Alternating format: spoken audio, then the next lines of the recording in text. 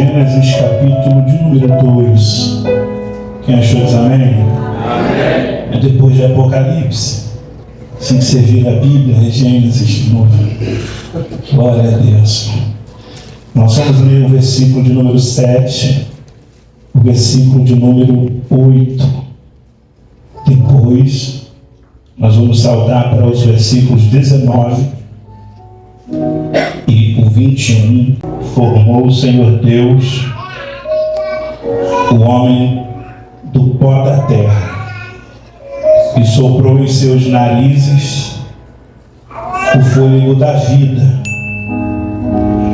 e o homem foi feito alma vivente. E plantou o Senhor Deus um jardim no Éden da banda do Oriente. E fez o quê? Diga, e pôs ali. Diga, e pôs ali. O homem que tinha formado. Diga, quem pôs ali foi Deus. Versículo 19. Havendo, pois, o Senhor Deus formado da terra todo animal do campo e toda ave dos céus, os trouxe a Adão. O que Deus fez? Diga, Deus trouxe para Adão. Diga, Deus pôs Adão. Diga, Deus trouxe para Adão. Ele trouxe para Adão, para este ver como lhes chamaria. E tudo que Adão chamou a toda alma vivente, isso foi o seu nome. Versículo 21 e 22. Então o Senhor Deus fez cair um sono pesado sobre Adão, e este adormeceu, e tomou uma das suas costelas, cerrou a carne em seu lugar. E da costela que o Senhor Deus tomou do homem, diga, Deus tomou, formou uma mulher e trouxe a Adão. Diga, Deus trouxe. Trouxe de novo. Diga, primeiro Deus pôs. Depois Deus trouxe. Depois Deus tomou. Depois trouxe de novo. Pode se sentar. Aleluia. Nós entramos no novembro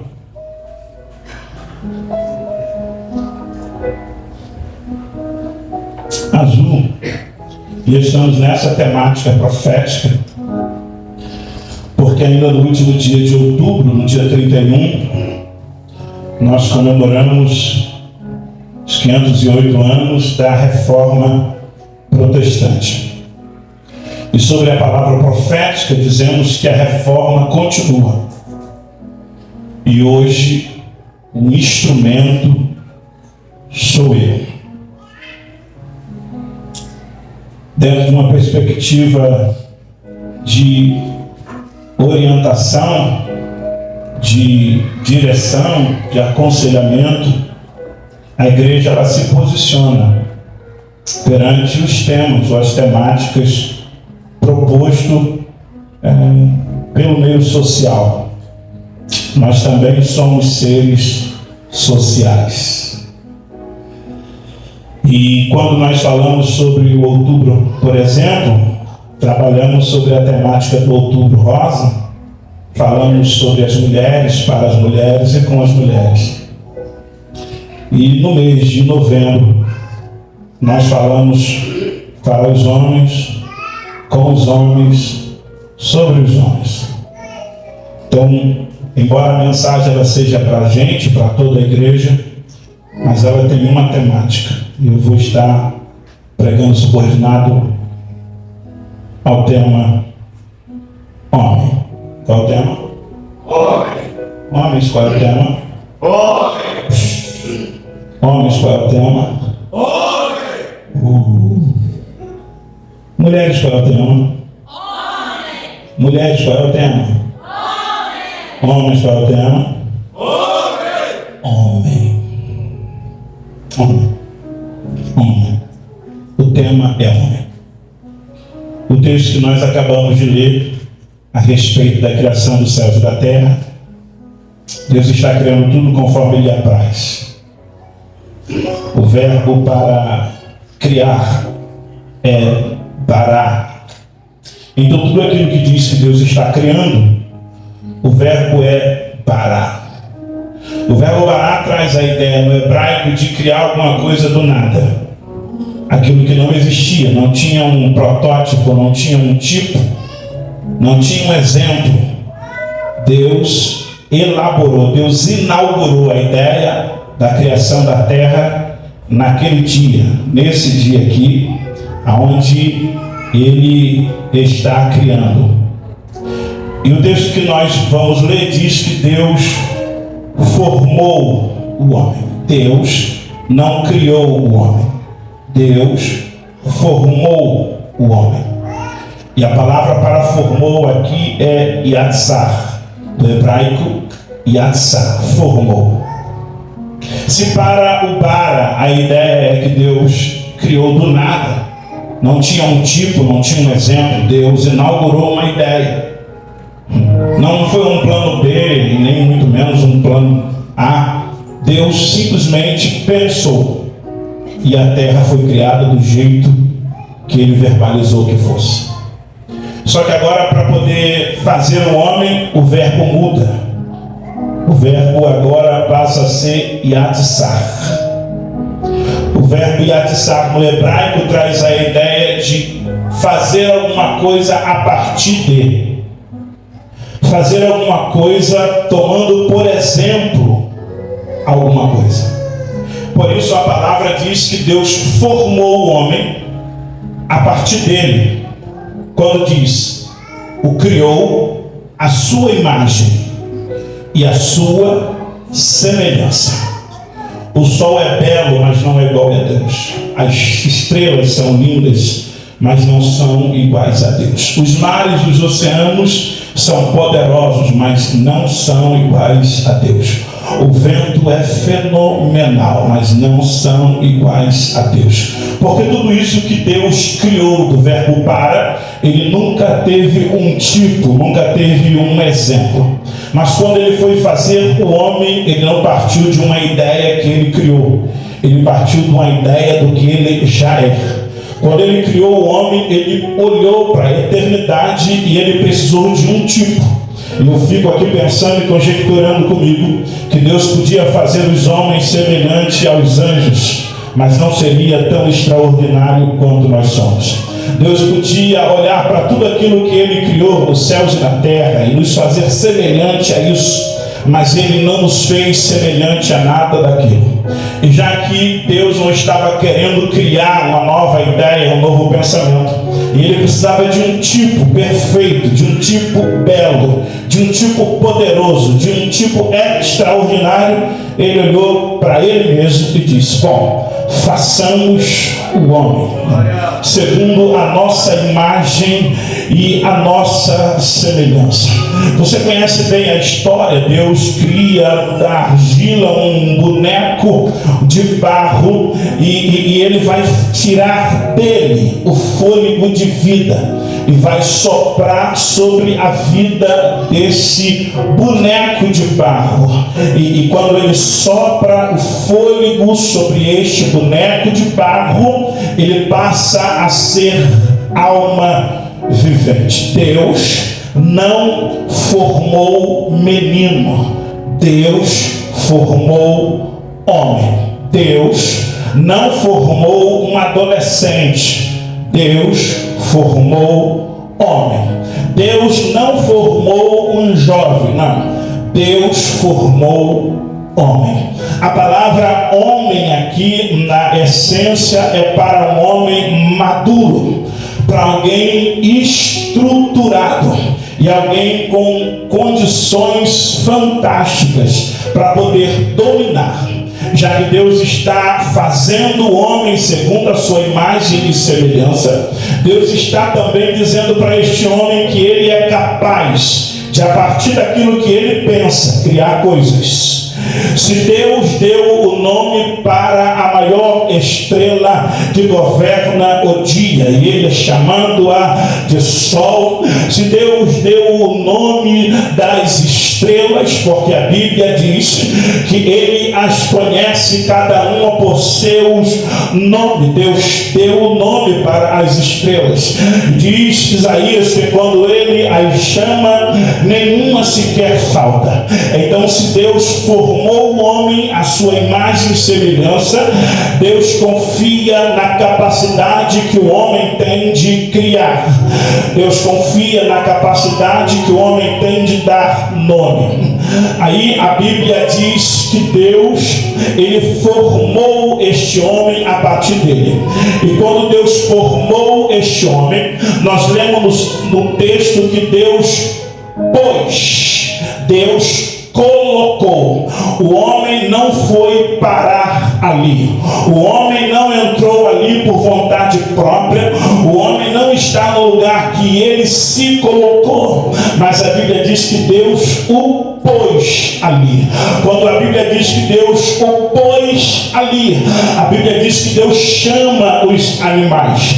Até hoje a gente não sabe muito bem como é que Noé colocou os animais dentro da arca. Os filmes mostram pra gente que os animais vêm em direção à arca e ele coloca lá dentro da arca os animais. Fato é que todos os animais, obedecendo um comando de Deus, embora não descrito para nós, foi parar dentro da arca. Mas no caso desses animais a receberem nome, a Bíblia diz que Deus os trouxe. Deus já tinha criado o leão, leopardo, tigre, tartaruga. Deus já tinha criado águia, pavão, já tinha criado gavião. Deus já tinha criado leão, ovelha, bode, cabra. Deus já tinha criado cobra. Deus já tinha criado tudo. Aí Deus pôs o homem dentro do jardim que ele criou. Depois Deus pegou todos esses animais, está aí no texto, você leu. Deus os trouxe a Adão, para Adão ver.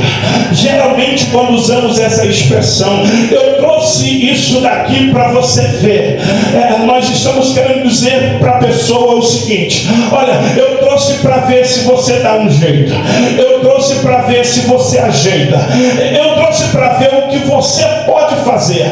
Aí a Bíblia diz que Deus trouxe esses animais para Adão ver. E quando Adão começou a ver, algo de Deus começou a pulsar dentro de Adão.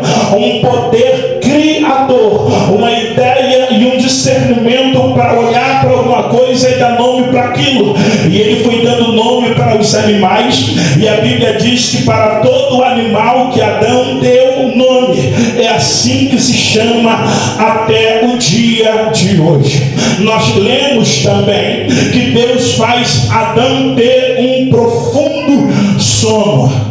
Geralmente é o que parece, não é ciência, não é uma pesquisa, mas é a título de observação do tempo que eu estou vivendo nessa terra há 43. Parece que o sono dos homens é bem mais pesado do que o sono das mulheres.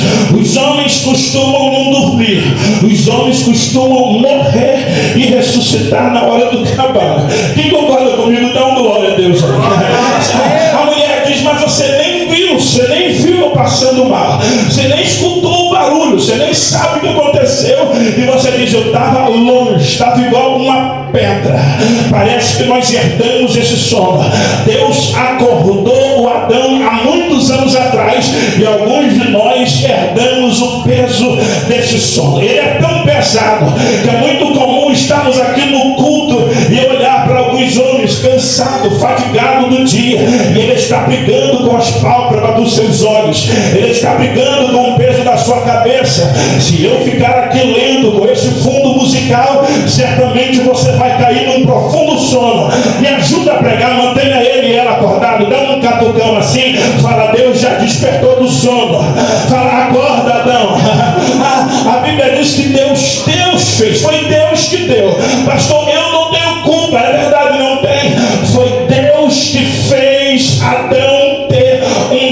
pesado sono. Aí, enquanto ele estava dormindo, Deus abre na carne do Adão e tira-lhe uma costela. E na costela do Adão, Deus vai fazer a mulher. Deus vai formar a mulher. Só os homens que gostam, que sabem que o negócio é bom, vão dar um glória a Deus porque Ele criou a mulher. 1, 2, 3. Toda dificuldade que se tem de manter quando elas são falantes demais, é bom ter uma mulher. Salomão vai dizer que é sábio aquele que encontra uma mulher. E o rei gostava tanto que teve para mais de 1000. Ele gostava do negócio. Mulher é uma bênção, mulher é uma dádiva para a vida do homem. E quando falo que mulher é uma bênção e uma dádiva para a vida do homem, não falo apenas de uma relação conjugal. Eu falo desde uma relação uterina. Eu falo desde uma relação onde a mulher ainda está gerando. Todo ser humano, tirando Adão e Eva, tiveram a experiência de crescer dentro de um ventre, de ter uma relação. Come aquilo que a mãe come, bebe daquilo que a mãe bebe, e às vezes até herda biologicamente alguns traços, alguns jeitos, alguns tipos da mãe e também do pai. Mas graças a Deus, o céu colocou dentro da mulher um útero para que todo homem pudesse ser homem. Eu parto do princípio que um homem de verdade, ele começa a honrar uma mulher a partir do ventre materno que o gerou. Um homem começa a honrar uma mulher a partir da sua mãe. Cuidado com homens que não honram a mãe dele, porque se ele tem coragem de fazer algumas coisas com a mãe, o que dirá que ele tem coragem de fazer com você que nunca trocou a fralda dele, que nunca comprou uma fralda para ele? Você que passou madrugadas e madrugadas acordado. Quando ele se internou, você se internou junto dele. Quando ela se internou, você se internou junto dela. Quando ela chorava, você chorava escondido para ela não ver. Quando ele chorava, você chorava escondido. Você, mulher, é uma heroína. E todo homem com bom entendimento vai saber que para eles ter sucesso com relação entre as mulheres, ele precisa aprender a honrar a sua mãe. Haja vista que honrar mãe também pai é um mandamento de prolongar a vida. Honre pai e honre mãe para que se prolongue os teus dias na terra. Eu sei que todo filho dá trabalho para a mãe. Eu sei que todo filho tem uma fase de rebeldia, mas é bom nós sermos ministrados pela palavra de Deus. A Bíblia vai dizer que esta mulher que sai da costela de Adão, ela vai ser conhecida como a mãe dos viventes. Todo homem precisa ter um bom entendimento de honra com a mulher que ele chama de mãe. E é bom e confortável estar aqui nesta noite falando isto na presença de mulheres que são mãe e também na presença da minha mãe. Eu louvo ao Senhor, porque se eu não pude ter dado muitas coisas boas para minha mãe relacionada ao poder aquisitivo e material, eu não dei para ela coisas ruins.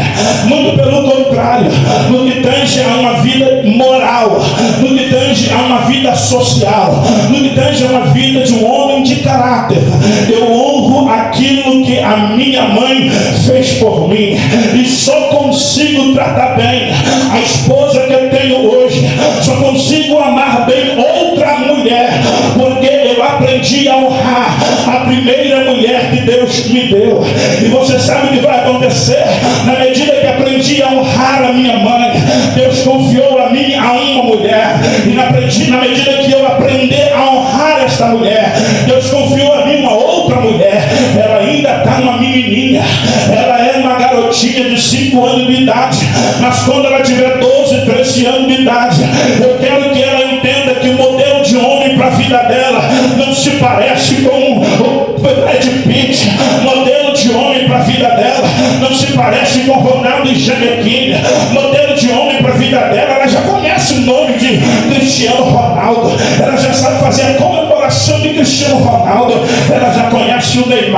mas modelo de homem para a vida da minha filha não pode ser o Cristiano Ronaldo. Oxalá que não seja o Neymar, que não seja o homem mais belo desta vida. Mas quando ela entender o que é um homem, ela olha para dentro da sua casa e ela entenda: Deus, se um dia tu tiveres que me dar um marido, eu quero um marido igual ao meu pai, um marido que honrou a minha avó, um marido que honrou a minha mãe, um marido que está honrando a minha vida, porque eu quero que isso seja uma bênção geracional. E sabe quem é responsável pela bênção geracional? Deixa eu apertar na tecla SAP para falar sobre bênção geracional. É aquela que é herdada de geração a geração, que é passada de vô, de pai para filho, que é passada de geração em geração. Eu acredito que a minha paternidade vai dar uma paternidade para o meu neto debaixo da bênção. Se Jesus não voltar, eu acredito que a minha paternidade vai dar uma paternidade para o meu bisneto debaixo da bênção. Quando contarem a minha história, vão dizer: o meu pai foi um homem de verdade, o meu pai foi um homem de caráter. E quando os netinhos estiver falando do vovô Alex, vai dizer: o meu vô foi um grande homem de Deus. E se Jesus não voltar, os meus bisnetinhos vão dizer: eu tive um bisavô que o cara era crente, ele era macho, porque ele honrou vovó, ele honrou mamãe, ele honrou as mulheres dentro da casa dele. Eu queria que você levantasse as suas mãos aqui, porque debaixo de uma palavra de ordem, Deus está levantando homens de honra, que sabem honrar a sua casa, que sabem honrar a sua família, que sabem honrar os seus compromissos. Qual é o tema da mensagem?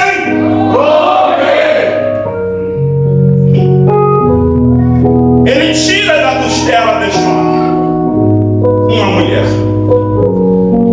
e faz uma coisa tão linda.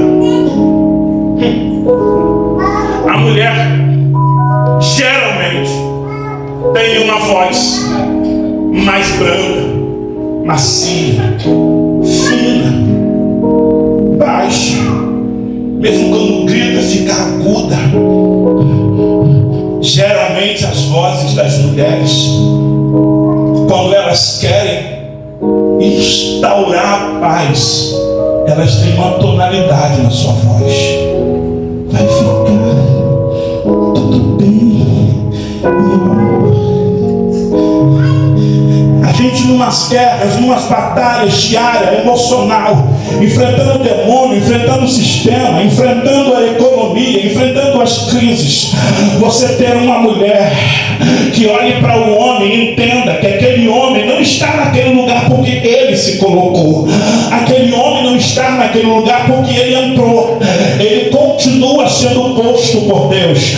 Eu não sei se as santas que estão aqui vão concordar comigo que o homem que Deus colocou na sua vida, ele é um canal de bênção para você viver o que Deus tem para a tua vida. É por isso que o diabo está se levantando contra a tua vida. O diabo está se levantando contra a tua relação. Você sabe por quê? Satanás é falido emocionalmente. Satanás não é um ser social. Se ele aparecesse como ele é no meio da rua, todo mundo fugiria dele. Quando Isaías está profetizando sobre a sua aparência, diz que todos que olham para ele maneiam a sua cabeça, porque ele é horrível. Mas quando ele olha para mim e para você, Paulo Antônio, ele não vê a imagem de um homem de olhos azuis e nem de cabelo louro, não vê a imagem de um homem moreno, de um homem negro, de um homem louro. Ele vê a imagem do Deus que criou os céus e a terra. Ele sabe que na boca e na minha boca e na sua boca tem um poder de criação, tem um poder de autoridade. Ele sabe que na nossa boca tem um poder de honra a ser desferido para a vida da nossa casa e da nossa família. Oxalá as mulheres que aqui estão sejam bem-aventuradas. Do contrário, eu sei, deixa eu abrir um parênteses aqui antes de continuar, que nem todo homem, diga, é uma pena. É uma pena. Homem, diga, é uma pena. É uma pena. Tem uns caras. Fala, homem, cadê os homens? Homens. Fala, homens. Homem. Fala assim, é uma pena. É uma pena. E tem uns caras. E tem uns caras. Que desonra Que desonra a nossa classe. a nossa classe. Desonra quando se veste de saia, não. Desonram quando passam patrão? Não. Desonram quando dizem que não são homens? Não. Desonram quando não honram sua palavra. Desonram quando não tem caráter. Desonram quando não tem personalidade. Desonram quando não tem brilho na cara. Eles desonram quando não cumprem aquilo que diga. Porque homem que é homem, ele tem palavra para poder cumprir. Ele mata e morre por ela. Nós estamos vivendo uma geração onde os homens estão vivendo uma falência moral, onde os homens estão definhando moralmente. Não dá mais para acreditar na palavra do cara. Você combina com ele um horário, ele não vai, não diz porque não vai, não dá justificação, desconsidera o teu compromisso, diz que vai te pagar tal dia e naquele dia não paga, diz que vai devolver tal hora e naquela hora não paga. São homens que não representam homens que foram postos por Deus, porque homens que foram postos por Deus, eles honram a sua palavra, eles honram o seu trabalho, eles honram o seu patrão, eles honram a sua esposa, eles honram as autoridades, eles honram o seu pastor, eles honram a sua igreja. Homens de honra foram postos, e a Bíblia diz que desse homem de honra, Deus tira da costela e faz uma mulher. Quando a Bíblia diz, aqui no versículo 21, quando a Bíblia diz que Deus tomou, é porque o homem, por natureza, isso é a natureza do homem. Homens, é a natureza do homem. Temoso. Homem é temoso. Tem coisas que homem é temoso. Homem é temoso, homem é incrédulo. As mulheres geralmente escutam primeiro. Tu ouviu? Ele fala, não é nada não. Depois tu vai, é mesmo, tinha razão. Ela diz, você viu? Não, eu não vi não. Depois, foi bem que tu falou, eu vi. Os homens são lentos e na medida que são lentos, eles são temosos. Homem é temoso para assumir que está doente. Homem é temoso para ir no hospital. Homens são temosos para ir no hospital. Homens são muito homens para se permitirem ser tratados por outros homens. É que nós vivemos em uma sociedade onde os homens pensam que ser homem é ter músculo. Nós vivemos uma sociedade onde homens pensam que ser homem é ter muito dinheiro. Ser homem é ter uma moto bonita, uma Kawasaki amarela, linda. Ser homem é ter um carro do ano bonito, de cor azul caneta. Ser homem é morar num condomínio em Copacabana, na Barra da Tijuca, onde queira. Não. Ser homem vai muito mais além daquilo que você tem. Porque ser homem não é sobre ter. Ser homem é ser sobre ser. Vou falar de novo. Ser homem não é sobre ter. Ser homem é ser sobre ser. É por isso que tem muitas mulheres que quando se relacionam com os homens só por aquilo que ele tem, geralmente quebram a cara, porque ela não dorme com aquilo que ele tem, ela dorme com aquilo que ele é. Ela não come com aquilo que ele tem, ela janta, ela almoça na mesa com aquilo que o homem é. E quando ela desvaloriza aquilo que o homem é, em detrimento daquilo que o homem tem, uma hora, um dia, aquilo que o homem tem acaba. E esta mulher também vê o seu casamento se esvaindo, porque ser homem não é sobre ter, ser homem é ser sobre ser. Nós fomos criados, os nossos pais lá, os nossos vovós, e quando eu estou falando assim, eu falo como sociedade de maneira geral. Nós somos criados dessa maneira. Minha filha não vai casar com alguém por aquilo que ele é. A minha filha vai casar com alguém por aquilo que ele tem. Veja os casamentos passados. A moça mal conhecia o rapaz. Quem se conheciam eram as famílias. Eram eles que dividiam e compartilhavam as vantagens daquele casamento. Se meu filho casar com a tua filha, vai vencer, vai ter parte desta fazenda. Se a minha filha casar com o seu filho, o senhor vai ter uma cadeira lá no Planalto. Se os nossos filhos se casarem, nós teremos uma boa aliança. Ninguém estava pensando no que essa moça sentia por esse moço, e nem no que esse moço sentia por essa moça. Ainda assim, hoje em muitos países existem pessoas que já foram citadas em casamento sem nunca sequer terem sido vistos. Por quê? Porque a sociedade forma um casamento a partir daquilo que se tem e não a partir daquilo que se é. Mas a palavra de Deus, na contramão disso tudo, ela não abençoa alianças que se formam por aquilo que se tem. Ela abençoa alianças por aquilo que se é, porque aquilo que se tem acaba, mas aquilo que se é vive propósito. Deus não tem propósito naquilo que tu tem, Deus tem propósito naquilo que tu é. Deus não tem propósito do que o teu casamento tem. Deus está nem aí. Deus tem propósito do que o teu casamento é. Deus não tem propósito com o dinheiro que tu tem. Deus está nem aí com o dinheiro que tu tem. Deus tem propósito com aquilo que você é. Qual é a mensagem? Aí, André, Deus tomou porque essa conversa aqui não ia rolar. Ó, precisou uma costela toda. E o senhor já viu anestesia? Não. Homem não gosta de sentir dor. É verdade, não é? Uma das coisas que eu dou graças a Deus de ser homem é o fato de não dar a luz. Oh, meu Deus. Eu ia falar uma bobagem aqui, eu não vou falar não porque está fumando. Mas a gente às vezes passa por algumas experiências de colocar algumas coisas para fora. Que não quer sair nem pelo decreto, é uma dor desgraçada. Você imagina um nenenzinho, de bracinho e de cabeça, dependendo de onde é. A gente vem avantajado. Uns nascem com 5 quilos, outros nascem com 6 quilos, né? Homens não têm estrutura para sentir dor. Mulher faz tudo sentindo dor. Mulher faz comida gripada. Homem gripado? Mulheres têm a capacidade de sentir dor. Eu falo por causa disso. Porque eu fui criado por uma mulher. E agora eu vivo com uma mulher. E eu sei que ela suporta muito mais dor do que eu. E é muito ruim quando elas não cuidam da nossa dor.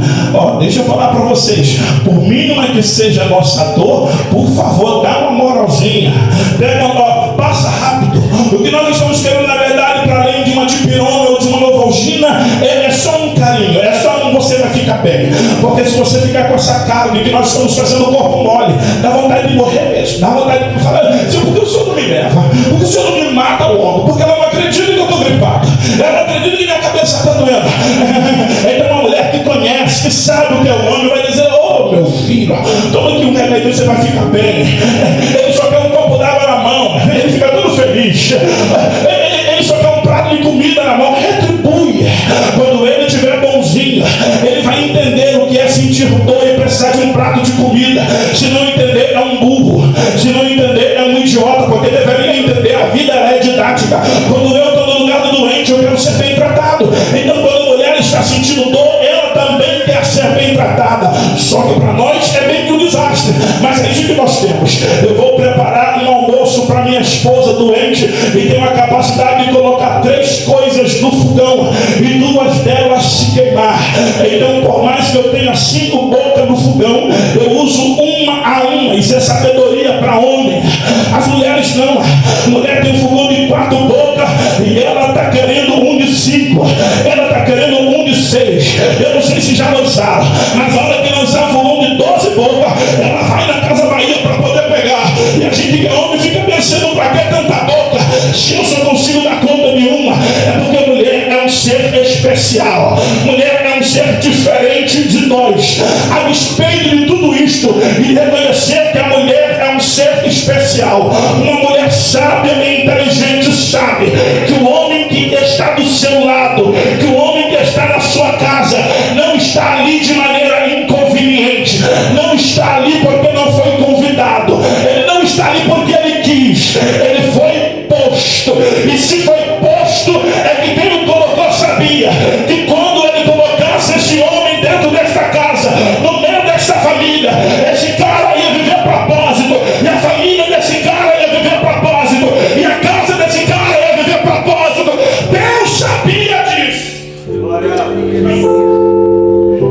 um filme romântico ontem com a Erika.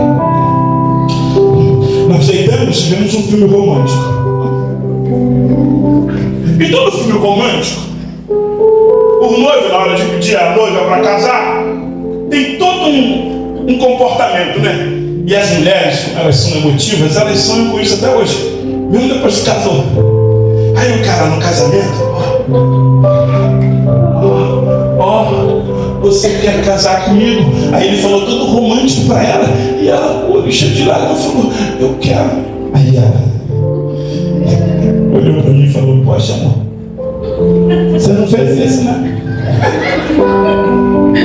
Eu falei, fez. Só foi diferente. Aquela é a expectativa. Essa aqui é a realidade. Aí eu lembrei para ela que quando eu falei para ela, Érica, você quer casar comigo? Ela, em vez de chorar igual o filme, e alguém tocar, ela pensei que ia surgir do nada tocar uma música. Ela falou assim, você quer casar sem trabalho? Tem que arrumar um trabalho para casar. Aí ela ficou quietinha. Porque no filme, né?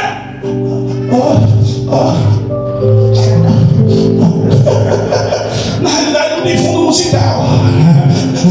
Nem sempre a falta ou a ausência daquele romantismo estampado pelos romances do filme é uma realidade para a tua vida. Mas Deus colocou um homem, foi Deus que colocou, Deus pôs um homem de verdade. Aquele ator para beijar aquela atriz está recebendo muito dinheiro.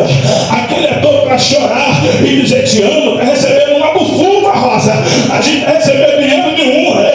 Não tem motivação artística, é no real. Não tem remédio no olho, não dá para ficar com o olho ardendo. É na real. A gente lembra da luta, o olho lacrimeiro não fala, eu te amo. Nós vamos comer pão, e nós vamos comer manteiga, mas nós vamos viver até o fim. Eu serei homem suficiente para fazer você ter daquilo que você precisa. Talvez eu não serei o homem para te dar tudo o que você gostaria, mas se Deus me pôs, Deus sabe o que você precisa, e o que você precisa passa pelo homem que eu sou, e eu estarei disposto dentro desse jardim a viver o propósito para o qual Deus me colocou nele. Não fantasia, não fantasia, não fantasia. Jack Rose são produto do Titanic, e aquilo não é um romance, porque você viu que fim deu. Ghost também não é um romance, pelo menos para nós não, porque nós não acreditamos que vamos ficar se beijando do outro lado da vida. A vida ela é real. Deus te deu o homem ideal. Deus te deu o homem ideal. Eu quero, como boca de Deus, falar isso daqui mais algumas vezes. Deus te deu o homem ideal. Ele não te deu o homem perfeito, é verdade, mas Ele te deu o homem ideal. Nem sempre o perfeito é o ideal. Às vezes o perfeito é um mascarado. Às vezes o perfeito é um falso. Às vezes o perfeito é um ator. O perfeito vem de um romance que não acredita. Mas Deus sabia que você não poderia ter um homem perfeito. Até porque você não é perfeita. Você automaticamente iria estragar a perfeição deste homem. Então Deus, olhando para a tua imperfeição, olhando para a imperfeição do homem, falou, eu não vou trabalhar com perfeição, porque senão vai dar ruim. Eles são meio estabanados nessa área, mas eu vou trabalhar com o ideal. Eu sei que ele é o pai ideal para o filho que ela tem e para o filho que ela vai ter. Eu sei que ele é o marido ideal para a esposa que ela vai ser. Eu sei que ele é o filho ideal para a mãe que ela vai ser. Eu sei que esse homem que eu vou colocar ali, ele vai ser o obreiro ideal para o ministério que eu vou fazer. Vou terminar, porque acredite, essa é a introdução de novo. É ou não é, Larissa? Larissa sabe que ela tem um esposo. Homem. A Bíblia diz que Deus tira, ele tomou. Diga, Deus tomou. Deus tomou. Se Deus teve que tomar, tu imagina elas. Tem hora que elas têm que tomar. Isso não é abuso, pastor? É não. E toma. Toma. a minha cadeira do rei. Antigamente, os homens. A minha cadeira, eu fui no encontro de casal e o cara contou esse testemunho que ele tinha a cadeira do rei. E a mulher não podia sentar na cadeira do rei. Eu nunca mais esqueci isso. Quando ela quer sentar em algum lugar, eu vou falar assim, é o lugar do rei. E no outro dia ela senta naquele lugar ali, porque ela não quer aceitar nem essa brincadeira. Os homens idealizaram um tipo de mandatário sobre as mulheres. E não entenderam que Deus o pôs para ver. Quem vê, observa. Quem vê, pensa. Quem vê, idealiza. Quem vê, calcula. Eu sou assim mesmo, pastor. Eu não penso para falar. Pois bem, você só deveria falar depois de pensar. Porque toda palavra que sai da nossa boca de maneira ociosa fere uma casa. Sabia? E nós homens temos a capacidade, nós somos meio lagartixa. Se cortar o rabo, cresce outro rápido. Mulher não. Mulher demora a cicatrizar. Mulher consegue fazer tudo como tem que fazer. Fica aqui uma dica para os homens, sejam inteligentes. A mulher consegue, mesmo ferida, machucada por aquilo que foi falado, por aquele comportamento estranho, continuar produzindo tudo que tem que fazer. Porque ela é essa mulher que vive no dia mal. Ela dá conta de tudo. Aí nós vamos pensando, está tudo bem. Não está tudo bem. Existem algumas palavras que precisam ser repensadas porque elas já foram soltas. Existem alguns comportamentos, homens, que precisam ser repensados porque esses comportamentos já foram soltos. Nós temos que ter a capacidade de, mesmo machucando sem querer, pedir perdão. Pastor, virou um culto de família? Não. É uma mensagem para homens cuja mulher, os filhos, a casa, a família é beneficiada. Quando o homem entende que Deus o pôs, quando o homem compreende que foi Deus que o colocou, ele compreende também o ideal, o propósito para o qual Deus o colocou. Deus o colocou para que você seja a proteção. É verdade, alguns de nós fugimos de rato, não tem problema. Isso não tira a sua moral de ser um homem. Nós não somos obrigados a matar rato. Tem gente especializada. Liga para o detetizador, liga para quem coloca remédio, para quem sabe armar armadilha. Eu não suporto barata. Geralmente, para matar a barata, eu quebro primeiro a vassoura e depois eu consigo matar a barata. Eu sou ruim de encarar a barata. Eu também não suporto encarar rata. Mas uma coisa eu tenho certeza e coragem para encarar. Eu nunca vi um demônio que se levantou contra a minha casa e contra a minha esposa que eu não me coloque na frente dele para repreender a autoridade do nome de Jesus. É mais fácil uma barata, um ratinho entrar lá do que um demônio. Porque eu sei que Deus me colocou lá para poder tomar conta do jardim que ele deu para mim. Eu sei que alguém um dia lá atrás esqueceu do propósito que Deus o colocou e deixou o diabo entrar no jardim e conversar no pé da sua esposa. Irmãos, nós não vamos repetir essa façanha. Eu não vou me distrair e deixar a serpente conversar no pé do ouvido da mulher que Deus deu para mim cuidar dela, da família e da casa que Deus deu para mim cuidar dela. Estou querendo sair daqui dessa parte da costela, mas diga, Deus tomou. Tem coisas que Deus toma, homem. Homens, tem coisas que Deus toma. Tem coisas que você se vê sem autoridade, não é? Às vezes ele toma para você sentir o que é não ter autoridade. Aí fica dizendo, mas nem parece que eu sou homem desta casa. Não parece mesmo. É por isso que tem hora que Deus toma. Em alguns momentos que Deus toma é para a gente valorizar quando Ele devolver. Porque a autoridade é uma coisa que Deus delega sobre a vida de adulto. É por isso que não está escrito e Deus formou a criança do pó da terra. É por isso que não está escrito e Deus formou o menino do pó da terra. É por isso que está escrito e Deus formou o homem. Homem que tem responsabilidade. Quando a Bíblia diz... Acabou. Quando a Bíblia diz que Deus tomou da costela, a Bíblia diz que Deus trouxe. Sabe o que parecia para mim, quando era novo convertido? Que o homem está aqui, dormindo. Deus pegou a costela e fez a mulher do lado do Adão. E Ele acordou e viu. Mas o detalhe do texto diz que Deus trouxe.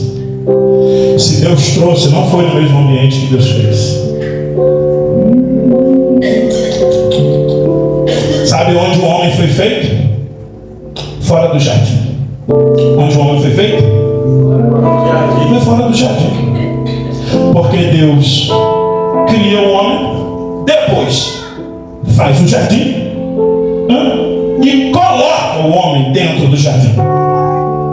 Mas a mulher, Deus fez dentro do jardim. É por isso que elas entendem mais de flor, de rosa, são mais românticas. Gosta de planta, toda mulher gosta de planta.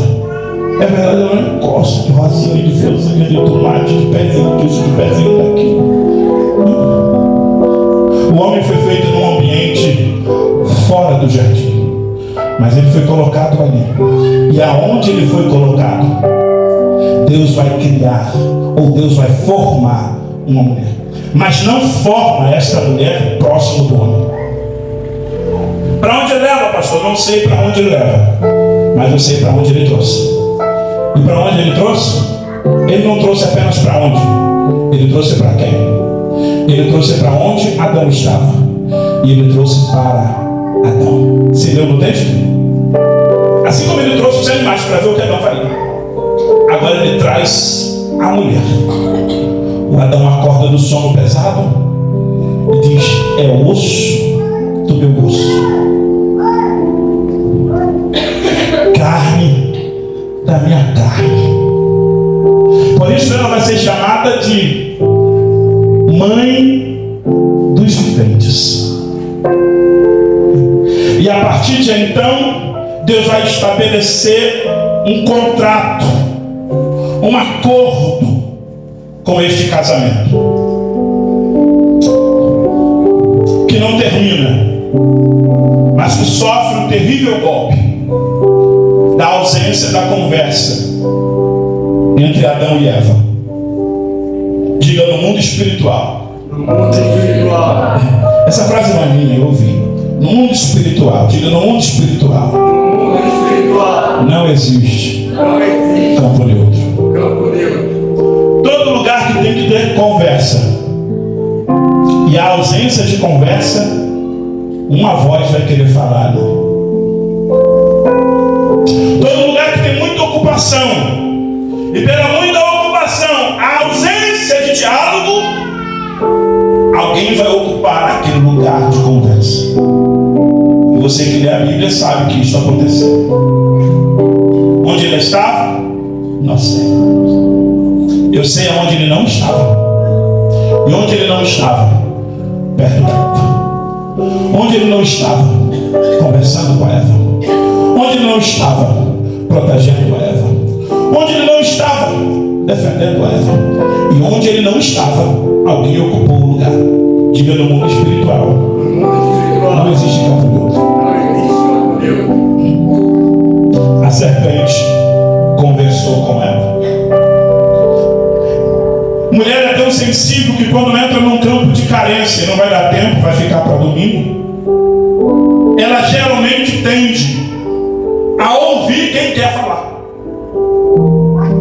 É dela. Ela precisa ouvir. Ela é um ser auditivo. E acredite, nem estranhou o fato de ter sido uma serpente, uma cobra. Quem dirá hoje em dia, onde a cobra estão mais vestidos. As cobras não vestem hoje em dia pele. As cobras vestem calça Redley, Nike, veste Lacoste.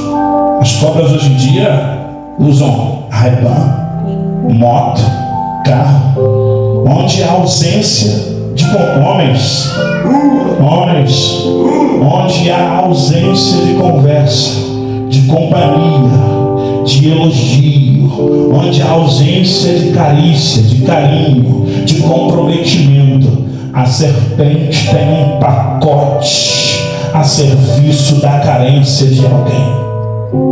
Mas Deus pôs você lá. Diga: Deus me colocou. A serpente não foi colocada, ela entrou. Mas o homem foi colocado.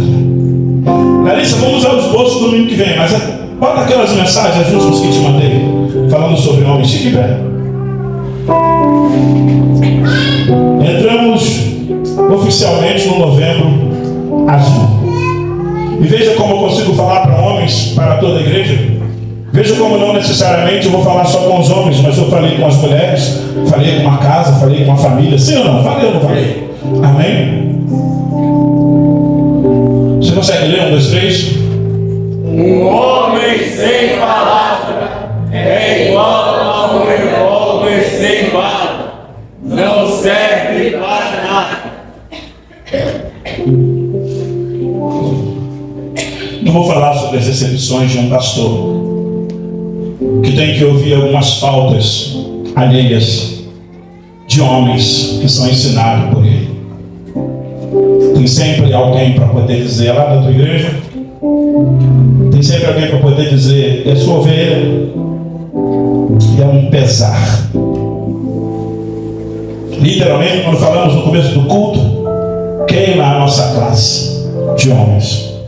Mas um homem sem palavra é igual um homem, é igual um revólver sem bala. Não serve para nada. Negando fogo, passa. 1, 2, 3. Uma parte dos homens age sem pensar e a outra pensa sem agir. Diga as duas formas. As duas formas estão erradas. Uma parte dos homens, diga: eu não faço parte Eu não faço parte desses homens. desses homens. Uma parte dos homens age sem pensar. Ah, eu sou assim. Você é descontrolado? Você é louco? O que é? Você mete a mão na cara? Você, o que é? Você puxa revólver? Você não pode ter uma faca, você vai dar facada? O que é? Age. Quando a ausência de raciocínio e de pensamentos na nossa ação, Satanás se aproveita da vulnerabilidade e nos faz falar coisas que nós não pensamos, nos faz tomar atitude que nós não idealizamos, nos faz ter comportamento que nós não gostaríamos de ter. Então, por favor, não seja este homem que age sem pensar. E também não seja esse homem que fica pensando. Tá fazendo o que? Tô pensando. Tá fazendo o que? Eu tô pensando e nada te ajuda. Passa, Larissa. 1, 2, 3. A maior proeza do homem é poder pensar, e a maior fraqueza é não gerenciar os pensamentos. Eu disse para alguém ontem: o problema é que nós nos desestabilizamos por causa de data, por causa de tempo. Hoje, homens, não andeis ansiosos quanto ao dia de amanhã. Isso é ansiedade de homem, pelo que é vez de comer, pelo que é vez de beber, pelo que é vez de vestir. Porque o vosso Pai Celestial, aquele que pôs, Ele conhece bem as necessidades de cada um de nós. Mas buscar em primeiro lugar o reino de Deus e a sua justiça, e todas as demais coisas vos serão na prática do discipulado. Eu não vou contar porque é testemunho da pastora. Na prática do discipulado, nós vivemos um milagre, sentado na mesa, à espera de um milagre, e nós acabamos de receber uma mensagem de um grande agir de Deus. O Espírito Santo me ensinou: filho, todas as vezes que você se mantiver em controle, eu vou te honrar. Todas as vezes que você se mantiver confiando em mim, naquilo que eu posso, eu vou honrar você. Não perca as estribeiras, não perca a cabeça, não chuta o pau da barraca, porque a maior proeza do homem é poder pensar, e a maior fraqueza é não gerenciar os seus pensamentos. Passa, Larissa. Acho que é o último, né, Larissa? 1, 2, 3. Se o homem não trata bem a sua esposa, então não quero ouvi-lo falar sobre Cristo. Mude, sempre mude.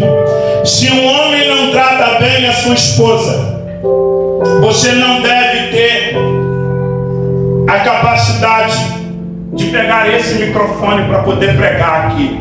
Eu não quero te ouvir. Se você não trata bem a sua esposa, eu não quero te ver cantar. Se você não trata bem a sua esposa, eu não quero ver você ensinando nada aqui. Porque quando nós falhamos com a nossa esposa, ou com o tratamento do lugar que Deus nos pôs, nós falhamos como mestres, falhamos como professores, falhamos como obreiros, falhamos como crentes. Então, se um homem não trata bem a sua esposa,